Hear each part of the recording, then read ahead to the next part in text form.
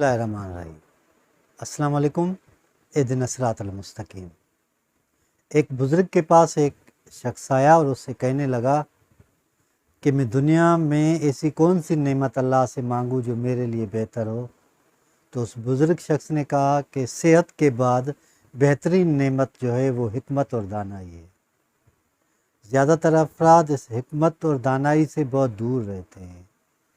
ویسے بھی عام جو علم ہم سیکھتے ہیں اس میں حکمت اور دانائی کی باتیں تو موجود ہوتی ہیں، لیکن ہم اس پہ عمل نہیں کرتے۔ زیادہ تر لوگ عقل مند تو ہوتے ہیں لیکن وہ حکمت اور دانائی کے درجے تک نہیں پہنچ سکتے۔ حکمت اور دانائی انسان کو وہ کچھ عطا کرتی ہے جو اس کے وہم اور خیال میں بھی نہیں ہوتا۔ حکمت اور دانائی سے ہم زندگی کے وہ فیصلے کرتے ہیں جو ہماری قسمت کو بدل دیتے ہیں۔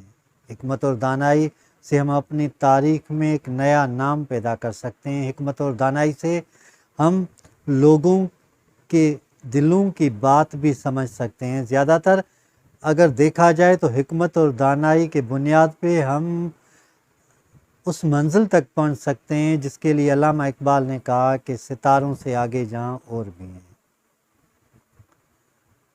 اگر کسی شخص کے پاس بھی یہ حکمت اور دانائی آ جاتی ہے تو اس میں خاموشی آ جاتی ہے۔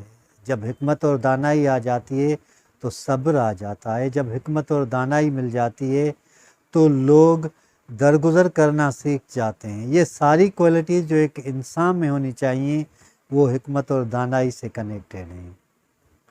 ہم اگر کسی چیز کو ناپسند کرتے ہیں تو پھر سارے عیب اس میں ہی ڈھونڈتے رہتے ہیں، اور جب کوئی چیز ہم کو پسند آ جائے تو ساری خوبیاں بس اس میں ہی موجود ہوتی ہیں اور خامیوں پہ ہماری نظر پڑتی ہی نہیں ہے۔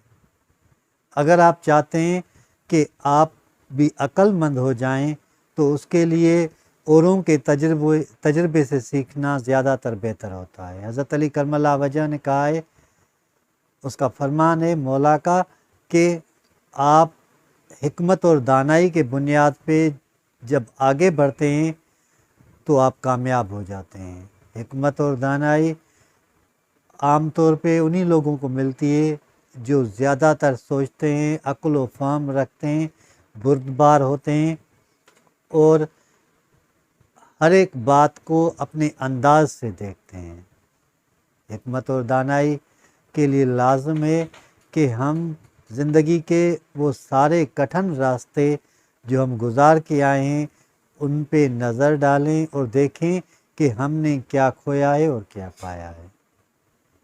زیادہ تر کامیابی کو ہم پانے سے کمپیئر کرتے ہیں، لیکن اگر دیکھا جائے تو جو لوگ کوئی چیز یا کوئی اہمیت یا پل کھو دیتے ہیں اور اس سے جو تجربہ ملتا ہے وہ بہت اہم ہوتا ہے۔